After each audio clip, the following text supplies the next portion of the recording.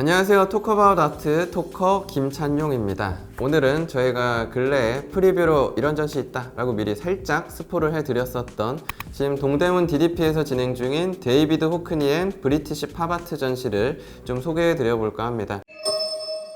제가 고용돼서 근무 중인 전시이기 때문에 아무래도 좀 내부를 볼 수 있는 기회도 많았고 정보도 좀 많이 있다 보니까 방문하시기 전에 이런 전시다 하고 좀 참고하시라고 정보를 드리려고 하는데요. 일단 미리 말씀드리면 데이비드 호크니가 메인 타이틀에 걸려 있지만 호크니만 보는 전시가 전혀 아닙니다. 뒤에 N 하고 귀엽게 브리티시 팝아트 같이 써 있는 것처럼 총 15인의 예술가가 소개될 거고요. 인디펜던트 그룹이라고 우리가 뭐 팝아트 하면 미국 예술로 아시는 경우가 많지만 인류 미술 역사에서 팝아트의 시작 자체는 런던이었기 때문에 1950년대에서 60년대 런던에서 이걸 시작시켰던 예술가들이 소개되는 거다 라고 보시면 되고, 미리 정확한 정보를 드리자면 아카이브 형태의 전시라고 생각해 주시면 좋을 것 같습니다. 뭐 유화나 아크릴 회화 같은 거는 없을 거고요. 한화나 혹은 일러스트 디자인이나 아이패드 드로잉, 인쇄물 기록물들로 좀 많이 소개가 되어 있을 건데요. 이유는 팝아트한테 있어서 인쇄물이 되게 의미가 큽니다. 그 부분도 전시장에 이제 테마로 소개가 좀 되어 있을 건데요. 근래에 앤디 워홀 하나로 막 만드는 작품 중 하나가 2,500억 원, 한국 돈으로 그 정도 가격에 판매가 되면서 이슈가 되기도 했었는데요. 팝아트를 한다는 예술가들에게 있어서 중요했던 건 예술을 대중들에게 어떻게든 좀 더 흡수시키고 전달한다는 게 굉장히 중요했습니다.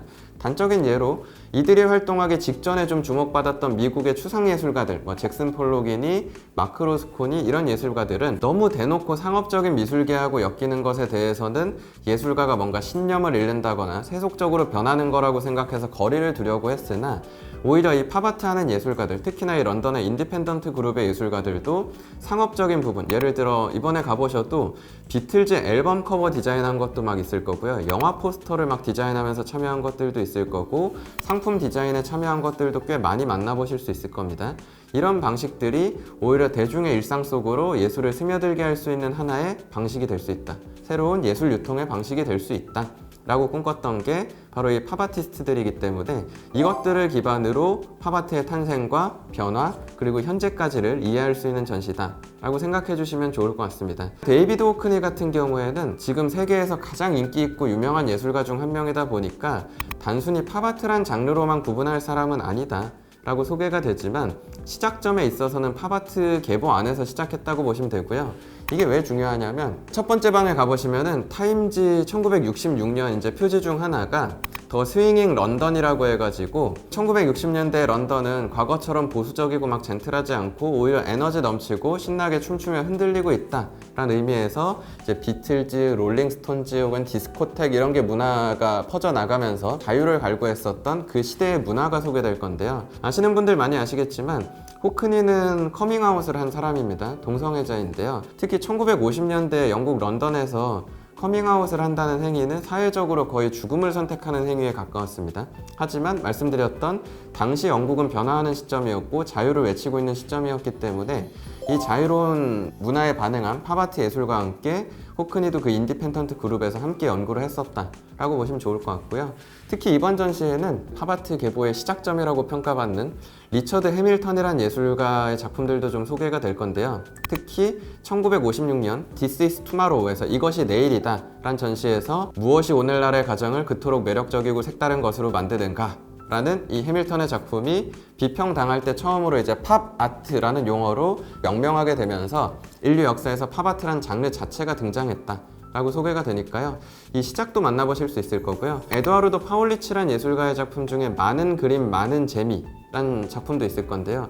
이것도 재밌습니다. 그러니까 막 메모드 같은 코끼리가 막 제스퍼 존스의 깃발이란 시리즈 막 그리고 있고 붓은 막 앤디 워홀 캔버스풀 깡통에 이렇게 꽂아놨는데 그 뒤에 막 강아지가 이렇게 매달려서 지켜보는 모습을 막 그려놔서, 쉽게 얘기하자면 원조 감자탕 할머니 맛집이 있는데 웬 프랜차이즈 기업에서 할머니 감자탕 해가지고 내놓으니까 대다수의 사람들은 그 프랜차이즈 가게가 원조인지 알게 되는 그 상황이 지금 우리하고 똑같다는 거죠.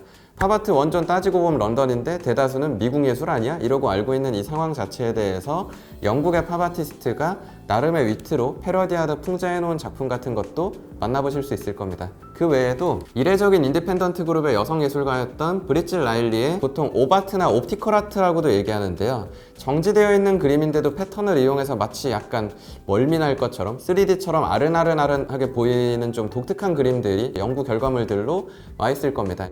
예를 들어 인상파 얘기할 때도 마네, 드가 이런 예술가는 인간을 좀 많이 그리면서 시대 정신을 많이 표현했다면 모네, 르누아르 이런 예술가들은 빛 그 자체하고 시각 효과에 더 관심을 많이 가졌던 것처럼 파울리치, 해밀턴 이런 예술가는 좀 더 진지하고 시대 철학을 많이 건드렸다면 호크니는 좀 더 주관적이면서 시각적인 공감력을 이끌어냈고 브릿질 라일리 같은 경우에는 훨씬 더 시각기술적인 측면에 집중한 같은 그룹 안에 있어도 팝아트에 대한 접근법이 좀 다른 다양성을 만나보실 수도 있을 거고요. 더불어 호크니의 서적과 아이패드 드로잉들도 소개가 되면서 호크니가 아이패드 드로잉 발표하면서 얘기했었던 이건 단순히 아이패드에 그림을 그리는 행위가 아닙니다. 예술을 유통시키는 새로운 방식입니다.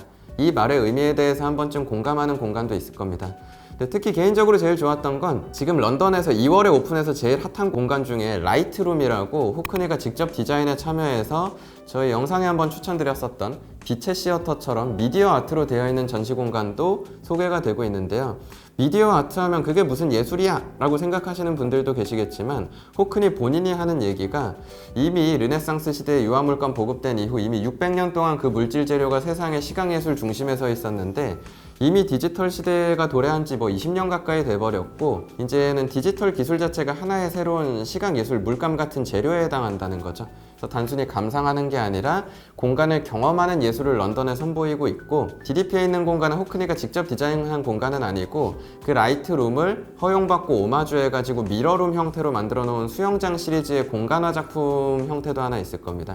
여기도 기념사진 찍기 되게 또 예쁘게 구성이 되어 있다 보니까 제가 늘 약간 인증샷충처럼 이렇게 말씀드려서 좀 그렇지만 또 추억을 남기는 게 하나의 맛이 아니겠습니까? 직접 가서 대중적인 팝아트 예술 속으로 스며드는 경험들 해보실 수 있을 거니까요. 여러분도 난 팝아트 좋아해 그리고 팝아트를 좀 제대로 이해해보고 싶어 하신다면 깊게 좀 공감해보고 경험해볼 수 있는 전시가 아닌가 라고 생각되니까요. 여러분 많이 관심 갖고 구경하고 또 방문해 주시길 부탁을 드리면서 오늘 준비한 데이비드 호크니의 브리티시 팝 전시에 대한 안내는 여기서 이제 정리하도록 하겠습니다. 전 지금까지 토커와 나트의 토커 김찬용이었습니다.